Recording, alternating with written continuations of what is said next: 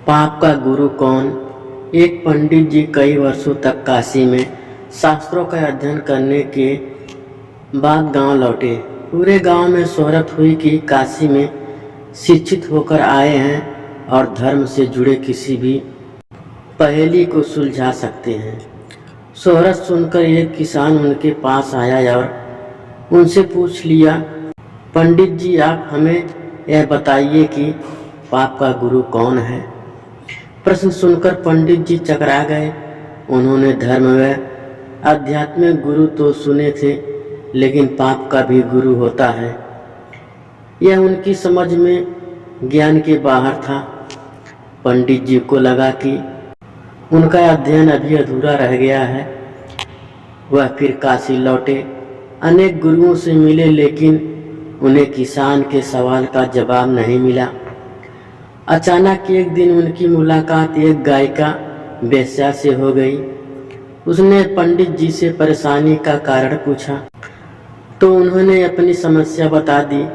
गायिका बोली, पंडित जी इसका उत्तर है तो बहुत सरल है, लेकिन उत्तर पाने के लिए आपको कुछ दिन मेरे पड़ोस में रहना होगा।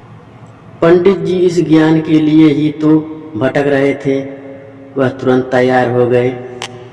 गायिका ने अपने पास ही उनके रहने की अलग से व्यवस्था कर दी। पंडित जी किसी के हाथ का बना खाना नहीं खाते थे।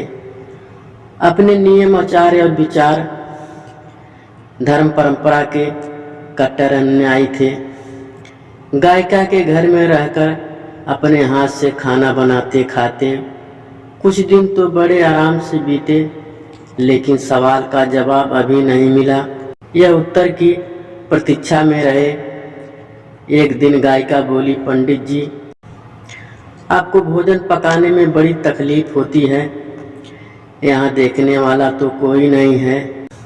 आप कहें तो नहा धोकर मैं आपके लिए भोजन तैयार कर दिया करूं।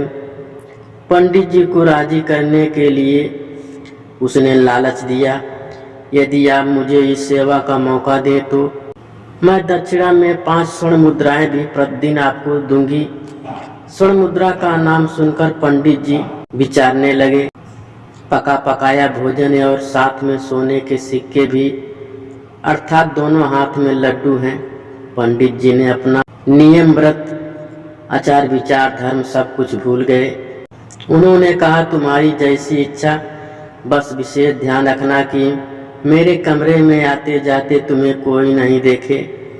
पहले ही दिन कई प्रकार के पकवान बनाकर उसने पंडित जी के सामने परोस दिया, पर ज्यों ही पंडित जी ने खाना चाहा, उसने सामने से परोसी हुई थाली खींच ली।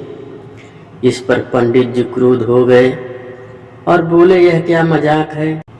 गायिका ने कहा, यह मजाक नहीं है पंडित जी, यह तो आपके प्रश्न का उत्तर है। यहाँ आने से पहले आप भोजन तो दूर किसी के हाथ का पानी भी नहीं पीते थे, मगर स्वर्ण मुद्राओं के लोभ में आपने मेरे हाथ का बना खाना भी स्वीकार कर लिया। यह लोभ ही पाप का गुरु है। शिक्षा हमें किसी भी तरह के लोभ लालच को जीवन में अपनाए बिना जीवन जीने का प्रयास करना चाहिए।